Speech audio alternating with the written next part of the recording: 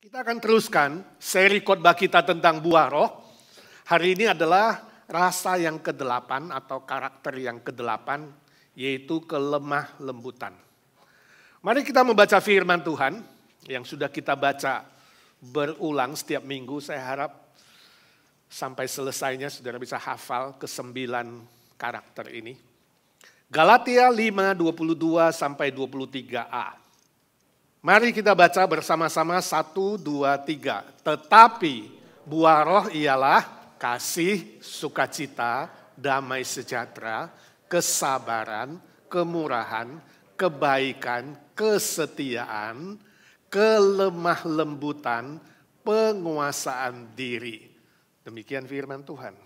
Berbahagialah mereka yang mendengar firman Tuhan dan melakukannya dalam hidupnya. Suatu kali ada seorang anak muda yang bekerja sebagai pembersih pesawat terbang. Namanya Jorge.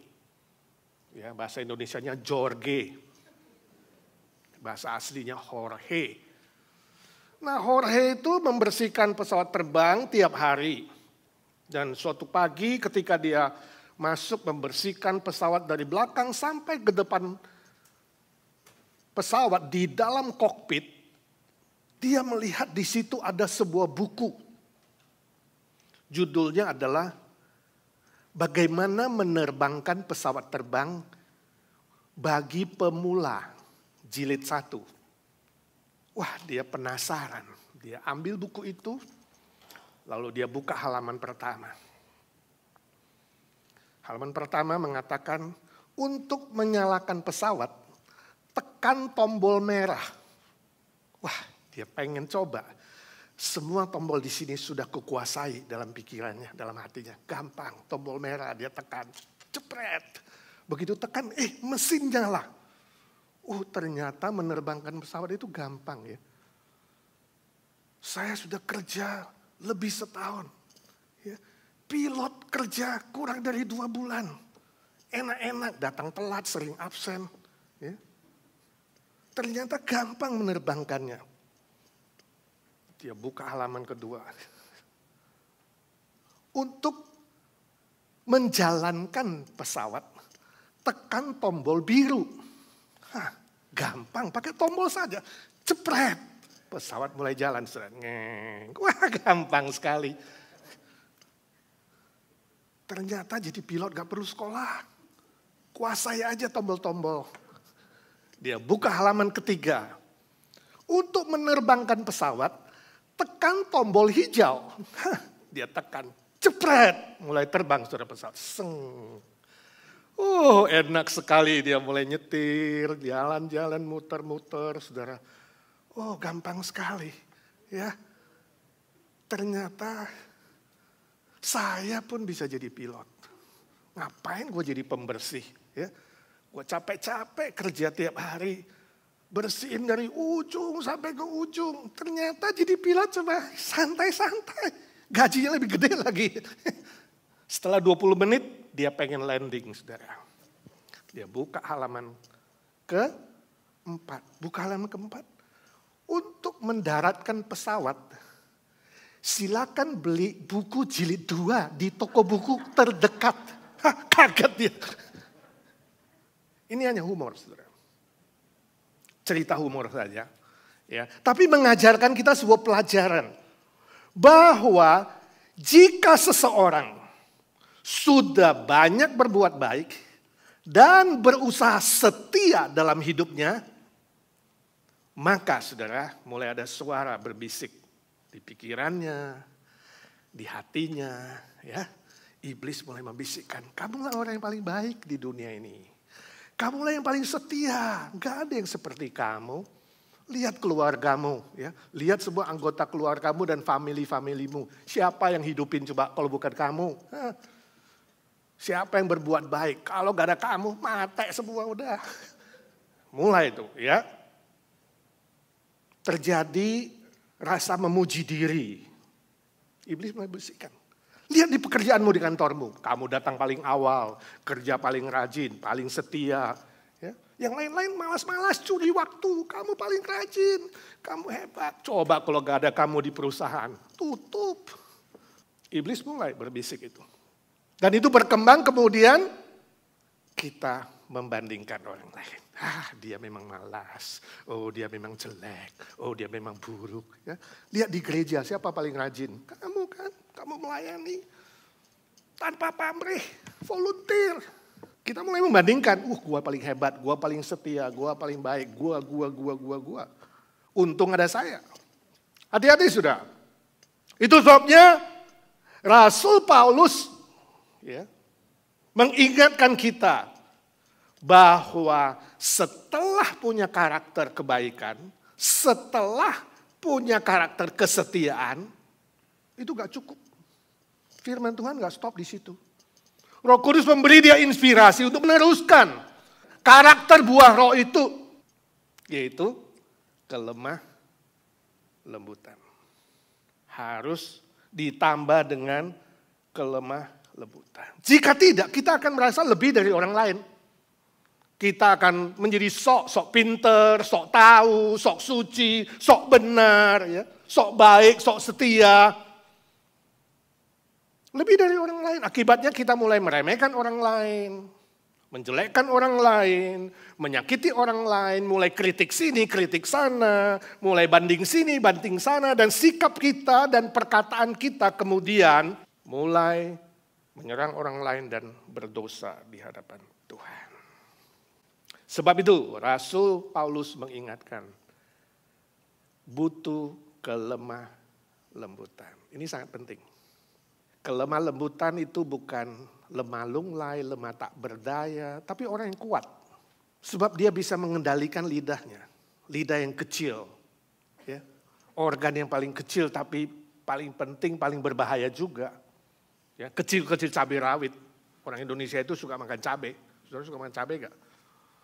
Ya, yang pedas itu katanya cabai rawit kecil-kecil. Kalau gak salah dulu Yanti pernah bawa cabai Meksiko kecil-kecil gitu ya, kayak kuku kelingking kecil. Lebih besar dari beras dikit. Tapi katanya pedes setengah mati, saya sih gak coba. Pokoknya buat lidah bergoyang, ya, mata berair, ya, sakit perut mungkin bisa mules. Pedes sekali, ya, kecil-kecil cabai rawit, cabai Meksiko. Artinya kecil tapi hebat, kecil tapi kuat. Ibarat juga jari, yang paling kecil ini kelingking kan. Tapi ini bukan jari yang lemah, ini jari yang kuat. Sebab apa yang tidak bisa dilakukan oleh 4 jari yang lain, dia bisa lakukan. Misalnya bersihkan hidung, bersihkan telinga, ya kan? Korek gigi kalau pas lagi makan ada ganjelan daging gitu ya. Ini berguna sekali. Kecil-kecil tapi kuat. Itulah kelemah lembutan. Nah, bahasa Yunaninya, bahasa Alkitabnya, kelemah lembutan dalam teks yang barusan kita baca itu memakai kata prautes. Prautes. Prautes itu artinya ketenangan. Artinya kehalusan dan kelembutan. Itu prautes. Itu kelemah lembutan. Nah, bentuk kata bendanya itu ditulis dalam bentuk perempuan, feminin. Jadi kelemah lembutan itu lembut, tenang, ya, indah seperti wanita. Tapi saudara, bentuk kata kerjanya atau praktisnya itu ditulis dalam bentuk laki-laki. Wah, hebat sekali ya bahasa Yunani itu ya. Lemah lembut kayak wanita, halus, tenang, tapi kuat kayak laki-laki. Coba saya tanya, papamu lebih kuat atau mamamu? Siapa lebih kuat? Mama ya. Sebab mama yang melahirkan anak. Zaman dulu 1 gak cukup. Sakit. Minta lagi kedua, ketiga. Ada yang 9 kayak mama saya. Tapi kuat wanita itu. Melahirkan, membesarkan, mendidik. Apalagi? Merawat kalau ada yang sakit. Gak pernah bilang sakit. Selalu yang papanya yang sakit. Kelihatan kuat, gagah, tapi sakit dikit, aduh mak. Pria. Wanita tahan. Suaminya meninggal, menjanda sampai selesai. Laki, istri meninggal. Aduh, ada yang naksir gak ya? Kapan gue dapat pasangan? Gak kuat. Saudara setuju gak sih? Setuju gak sih? Bener setuju, wanita lebih kuat dari laki. Sebenarnya dalam konteks buah roh ini sini, wanita dan pria itu sama saja. Sama. Roh Kudus itu satu, dia tidak pilih bulu. Semua orang percaya akan diberikan produksi buah roh yang ke-8 ini. Rasa ke-8 ini yaitu kelemah lembutan, tidak ada kecuali secara universal. Semua orang Kristen pasti diberikan. Sebab buahnya ditulis dalam bentuk tunggal, singular, satu. Roh Kudus satu memberikan buah yang satu, tapi punya 9 karakter. Dan yang ke-8 adalah kelemah lembutan. Nah, pertanyaannya adalah bagaimana Roh Kudus itu menolong kita memproduksi kelemah lembutan ini. Nah, kita perlu kerjasama dengan pimpinan Roh Kudus. Kita perlu kerjasama dengan bisikannya dalam hati kita. Waktu dia berbisik, dia kasih pimpinan, kita merespon dengan ketaatan. Mentaati suara Roh Kudus itu. Dan hari ini secara praktis kita akan belajar 2 pelajaran.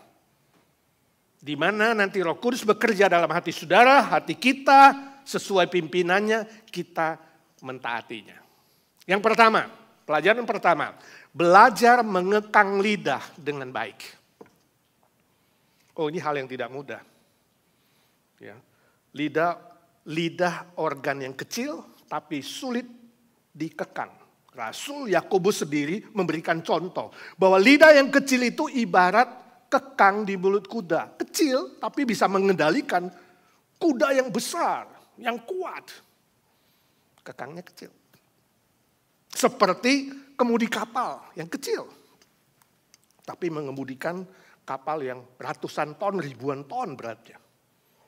Seperti api yang kecil, tapi sanggup membakar hutan yang besar. Itulah lidah. Lidah seperti api. Kalau tidak dikekang, dipakai dengan baik, itu sangat mematikan. Ibarat binatang buas, sangat sulit dikendalikan. Hanya dengan pertolongan Roh Kudus. Pertolongan Tuhan. Ketika kita mulai mau belajar mentaati pimpinannya, barulah kita dimampukan untuk melakukannya. Sebab itu nasihat firman Tuhan dalam Yakobus 1:19 yang tadi kita baca, dalam bacaan bertanggapan, firman Tuhan berkata, biarlah kamu cepat untuk mendengar, tapi lambat untuk berkata-kata. Nah, itu rahasianya. Jadi kalau ada pembicaraan, saudara harus cepat dengar. Sebab Tuhan buat 2 telinga, stereo kiri kanan, langsung habis masuk jangan langsung keluar, saudara. Ya, masuk, tapi lambat berkata-kata. Artinya tahu kapan diam, tahu kapan berbicara, tahu kapan berhenti. Ya. Itu yang dikatakan oleh Amsal Sulaiman 25 ayat 11 mengatakan perkataan yang tepat. Seperti buah apel emas di atas pinggan perak. Wah, bagus ya lukisannya. Itu sebabnya saudara kita harus belajar. Ketika mendengar sesuatu jangan respon cepat-cepat, tenang dulu. Dengarkan sampai selesai. Pikir dulu baik-baik. Ya, kalau saya ngomong begini bagaimana? Kalau saya ngomong begitu gimana? Ya, harus sesuai dengan prinsip kebenaran firman Tuhan. Suatu kali ada sebuah keluarga besar, mereka tiap kali makan bersama itu satu meja keliling. Keluarga Chinese biasa. Ya, keluarga Chinese itu yang paling tua si engkong itu duduknya hadap pintu. Itu memang tradisinya, semua keliling di hadap pintu. Nah, kursi 1 kosong. Siapa yang belum datang? Si kakek tanya, oh cucu yang paling kecil. Ya udah gak usah ditunggu, start mulai makan. Nah, tradisi Chinese kalau makan gak boleh bicara. Kan? Kalau bicara gak boleh makan. Nah, itu kan teorinya. Jadi baru mulai makan gak sampai 5 menit, si cucu pulang. Dia langsung duduk, ya, gak mau makan, dia mau ngomong dulu. Kong, saya mau ngomong. Kakek bilang, makan. Ingat, makan jangan bicara, makan sekarang. Dia mulai makan 2-3 suap. Kong, saya mau, jangan ngomong, jangan bicara, makan. Dia makan lagi. Tapi gak enak hatinya pengen ngomong. Kong, saya, habisin. Wah, akhirnya dia cepet habisin, sudah selesai. Kakaknya bilang, nah sekarang kamu boleh ngomong, tadi mau ngomong apa? Waktu saya lari pulang tadi, saya lihat kambingnya engkong masuk sumur. Kamu itu cucu kurang ajar, kenapa gak ngomong dari tadi? Tadi mau ngomong, gak boleh katanya. Memang gak gampang. Kapan harus ngomong, kapan harus diam, kapan harus berhenti, itu butuh hikmat dari Tuhan, butuh Roh Kudus yang memimpin kita. Mengekang lidah itu, ingat, bukan saja berkata-kata dengan tepat pada waktunya, dengan kata-kata yang membangun, dengan kata-kata yang menguatkan orang lain, yang menjadi berkat, tapi juga berkata-kata yang sesuai firman Tuhan. Yang benar, bukan kata-kata yang kotor, tapi yang baik, yang benar. Bukan yang najis, tapi yang membangun. Bukan yang kasar, bukan yang tidak sopan, yang menyakiti atau menjatuhkan orang lain, bukan. Yakobus melanjutkan di 21, dia bilang, buanglah segala sesuatu yang kotor dan jahat. Yang begitu banyak, termasuk kata-kata kotor, najis, gosip, fitnah, dusta, dan kata-kata yang tidak membangun itu buang. Cabut dari pikiran, cabut dari hati. Kalau bisa keluar dari mulutmu, berarti ada di mana? Di hati saudara, di pikiran saudara, ingat. Bukan orang lain yang jahat. Kalau saudara mengeluarkan kata-kata yang jahat, jahatnya ada di dalam, ada di pikiran. Suatu kali ada seorang penjual asuransi. Dia coba tawarkan kepada seorang pria. Ngomong-ngomong lalu membuka pembicaraan ya sebelum jual asuransi. Dia lihat ada 2 wanita berdiri agak jauh situ. Lalu si penjual asuransi bilang, Pak, tahu nggak wanita yang itu? Kenal nggak? Itu jelek sekali ya, kok kelihatan dari jauh itu kayak monyet. Lalu pria itu lihat ke sana. Kenapa? Itu istri saya. Wah, kaget dia. Rasa malu dia. Ini mau jualin ngomong istri orang kayak monyet. Dia rasa gak enak, tapi gak ngaku. Dia, oh bukan itu Pak, yang di sampingnya itu agak jauh itu, yang kayak berdiri 6 feet itu, yang agak jauh. Pria itu lihat lagi. Ya itu anak perempuan saya. Hati loh. Jadi mau coba kedua kali, dua-duanya salah. Saudara ini humor, tapi sebuah pelajaran. Kalau berbuat salah, ngaku. Minta maaf, sudah selesai. Ya, selesaikan. Jangan coba menciptakan kesalahan kedua yang untuk menutupi kesalahan pertama. Jangan. Ya, ini penting sekali. Jadi dalam hati kita harus ada sesuatu yang bersih, yang baik sesuai firman Tuhan. Filsuf yang paling terkenal pada zaman dulu di Yunani itu bernama Sokrates. Sokrates. Dia punya reputasi yang tinggi, dia dikenal berhikmat, guru yang sangat dihormati. Ya. Suatu kali seorang temannya datang, mau cerita kepada Sokrates. Dia bilang, Sokrates temanku, aku mau kasih tahu, itu salah seorang teman kamu itu loh. Si X itu. Lalu Sokrates bilang, stop dulu, sebelum kamu lanjutkan. Sebelum kamu lanjutkan cerita teman saya si X itu. Saya mau kamu berhenti dulu. Kenapa? Saya mau kamu menjalani tes dulu. Ini disebut tes 3 saringan. Hah, tes 3 saringan kata temannya. Apa itu? Ya, you dengar baik-baik. Yang pertama, apakah yang akan kamu katakan kepadaku tentang temanku si X itu adalah sesuatu yang kamu yakin 100%, kamu sudah selidiki, yakin 100% itu benar. Lalu temannya pikir-pikir, iya saya belum terlalu yakin sih. Itu kata orang. Ya. Oke, jadi you mau cerita kepada saya tentang teman saya yang kamu sendiri belum yakin 100% benar. Oke, tes kedua. apakah yang akan kamu cerita kepadaku tentang temanku si X itu adalah sesuatu yang baik? Oh, justru sebaliknya, ini tentang sesuatu yang gak baik tentang dia, kata orang. Oh, jadi kamu ingin cerita sesuatu tentang temanku yang kamu belum yakin 100% benar, dan itu tidak baik. Masih ada tes ketiga. Tes ketiga, apakah kamu mau berkata kepadaku tentang temanku si X itu, ya, perkataanmu itu nanti berguna untuk saya, bermanfaat. Lalu temannya mengatakan, ya kayaknya sih tidak ya.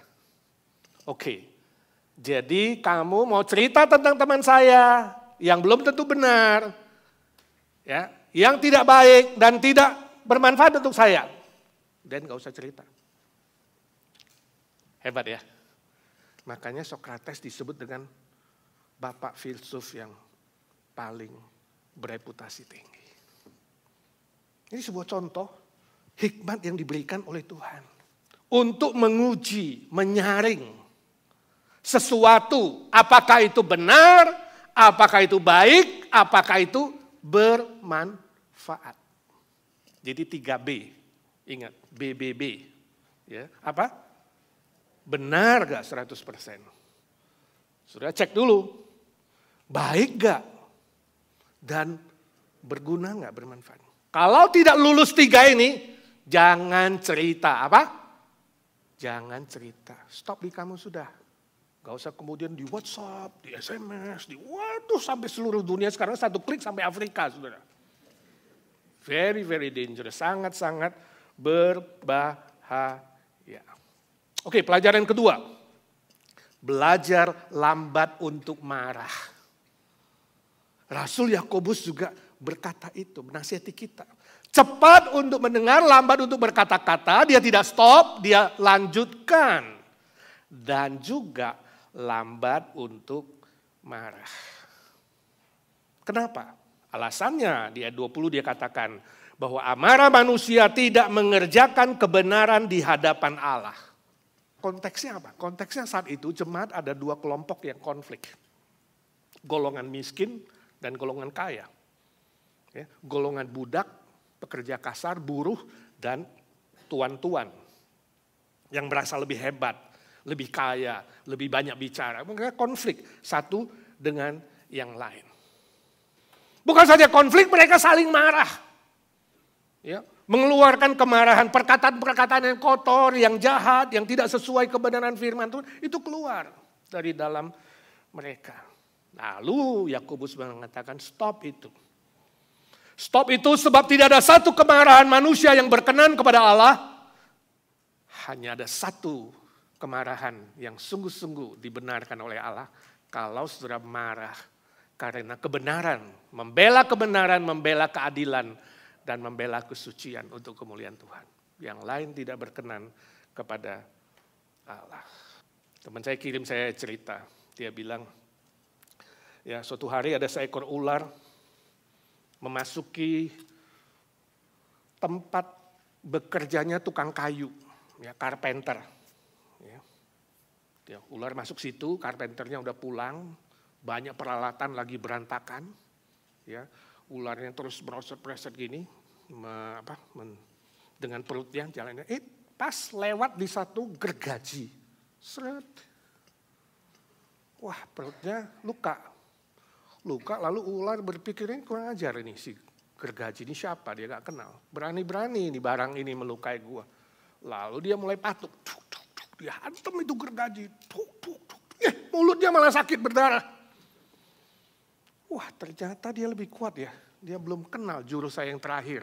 Gua akan lipat dia. Kemudian ular menyerang dan melipat itu si gergaji. Makin dilipat perutnya makin berdarah. Singkat cerita akhirnya ular itu mati. Saudara, ini hanya sebuah contoh saja. Raja Salomo yang berhikmat berkata, jangan lekas-lekas marah dalam hati. Karena amarah menetap di hati seseorang itu adalah orang yang bodoh. You bodoh, you kehilangan akal sehat. Ya, ketika saudara marah, seringkali akal menjadi gak berpikir sehat, lalu ingin melukai orang lain, ingin menyerang orang lain, ingin menyakiti orang lain. Akibatnya sebenarnya sedang menyakiti diri sendiri. Ya, secara psikologis dia sedang menyakiti diri sendiri. Kenapa? Sebab di dalam hatinya, kemarahan yang meluap itu sebenarnya adalah wujud kebencian dan kemarahan terhadap diri sendiri. Harus periksa diri, apakah di dalamnya ada dosa yang tersembunyi, ada kesalahan yang tersembunyi yang belum diselesaikan. Lalu diluapkanlah dalam kemarahan terhadap orang lain. Sebenarnya yang luka, yang sakit adalah dirinya sendiri. Tapi diperalat oleh si jahat untuk menyakiti orang lain. Hati-hati saudara. Setiap perkataan dan perbuatan yang diucapkan dan dilakukan pada saat saudara marah, biasanya itu adalah perkataan dan perbuatan yang bodoh, yang tidak benar, yang bisa berakibat menghancurkan diri sendiri dan juga menghancurkan orang lain. Dan biasanya saudara akan menyesal di kemudian hari, tapi sudah lewat. Menyesal, aduh kenapa gue ngomong begitu ya, aduh kenapa gue lakukan ini ya. Sebab itu Rasul Yakobus berkata, mari belajar lambat untuk marah. Nah pertanyaannya bagaimana belajar lambat untuk marah? Ayat 21 dan 22 dia jelaskan. Yaitu menerima firman Tuhan dengan lemah lembut. Hati ini jangan keras waktu menerima firman Tuhan. Menerima firman Tuhan dengan lemah lembut. Maka firman itu akan bertumbuh. Dan kamu akan menjadi pelaku firman Tuhan, bukan hanya pendengar saja.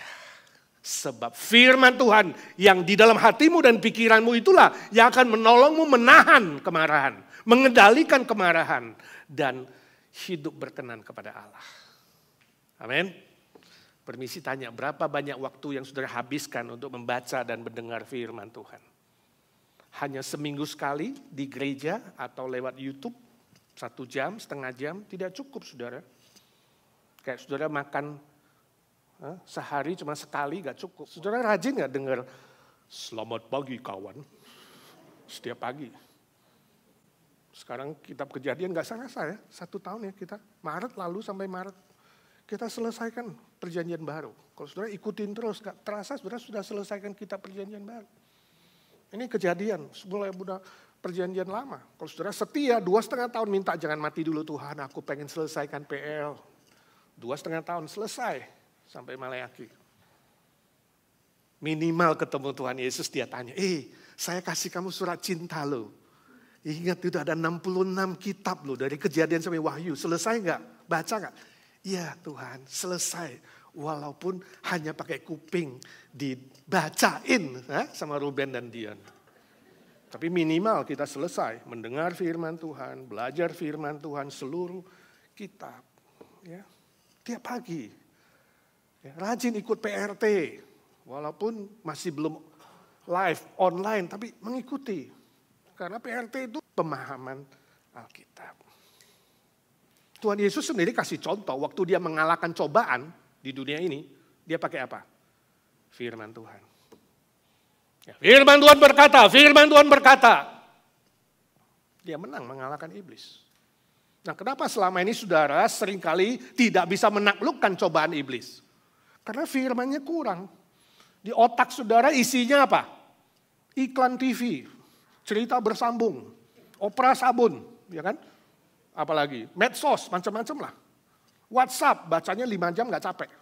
Facebook, wah gak capek. Kurangin saudara, bukan stop ya, gak bisa udah kecanduan, ya kan. Ketinggalan handphone udah, aduh handphoneku mana ya, kayak udah mau kiamat. Ya kan? Tapi ketinggalan Alkitab, gampang. Nanti di gereja dikeluarin kok itu. Kurangin waktu Facebook, tapi tambahin waktu face the book. Nah, face the book, deket deh, Facebook, face the book. Alkitab itu the book of books. Ya. Kitab dari segala kitab. Hadapi itu, baca, face the book. Renungkan, pikirkan, dan mulai lakukan. Maka otak ini penuh dengan firman untuk melawan segala godaan dan cobaan. Roh Kudus bekerja memproduksi kelemah lembutan juga lebih mudah. Sebab apa? Ada bahannya. Ya, kayak orang masak. Mau masak kue tiaw goreng, nggak ada bahannya. Apa yang mau digoreng? Mau produksi kelemah lembutan, mau produksi kemenangan. Apa yang mau diproduksi? Bahannya nggak ada di pikiran saudara. Ini sangat sangat penting. Jika tidak, saudara akan kalah. Tidak terasa dan tahu-tahu, aduh gimana, kenapa terjadi? Saudara pernah mancing kepiting nggak? Suka makan kepiting, tapi nggak bisa mancing. Ada teman yang cerita, mancing kepiting itu nggak susah. Ambil saja tali, ikat di sebuah batang bambu, ujungnya ikat batu, nggak usah ikat umpan. Batu itu diketok-ketok aja di kepiting itu. Marah dia. Siapa yang nyerang gua? Dia langsung capit itu, cet batunya atau talinya. Makin kita goyang-goyang dia makin marah, makin kenceng dia gak akan lepaskan. Tinggal angkat aja set. Pindah ke panci yang isinya air panas, tret. Begitu kena anget dia kaget, lepas. Ces. Begitu lepas, terlambat sudah. Mulai warna merah. Tinggal keluarkan sos aja, cabai kasih bawang putih, sedikit nanas. Mantap. Itu kadang-kadang terjadi saudara, permisi tanya. Pernah gak saudara melihat orang jatuh dalam kesulitan? Ya, jatuh ke dalam berbagai masalah, berbelit-belit.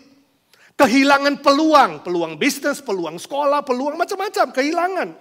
Serta banyak pula yang kehilangan jabatan, kehilangan pangkat, kehilangan kerjaan. Hanya karena cepat untuk marah. Bis semua, seperti kepiting rebus. Atau saudara sendiri pernah mengalaminya. Jangan mengulanginya. Mohon Roh Kudus memberi saudara kesadaran. Minta Roh Kudus memproduksi kelemah lembutan. Sensitif terhadap bisikannya, pimpinannya. Dan saudara taat. Maka lemah lembut itu muncul. Kualitasnya makin bertumbuh. Dan saudara semakin sehat. Bukan saja emosinya sehat, spiritualnya sehat, tapi fisik juga sehat kalau jarang marah, betul nggak? Marah-marah darah tinggi, saudara. Tahu-tahu, kalau sehat jasmani, mental, spiritual, saudara tidak menyakiti diri, juga tidak menyakiti orang lain, dan memuliakan Bapa di sorga. Amin? Mari kita doa. Bapa di sorga, hamba-Mu sudah berhenti berbicara. Ya Roh Kudus, Engkau yang terus berbicara di hati, di pikiran kami. Jadikan kami bukan hanya pendengar-pendengar saja, tapi pelaku-pelaku firman Tuhan. Dalam nama Tuhan Yesus kami berdoa dan mengucap syukur. Amin.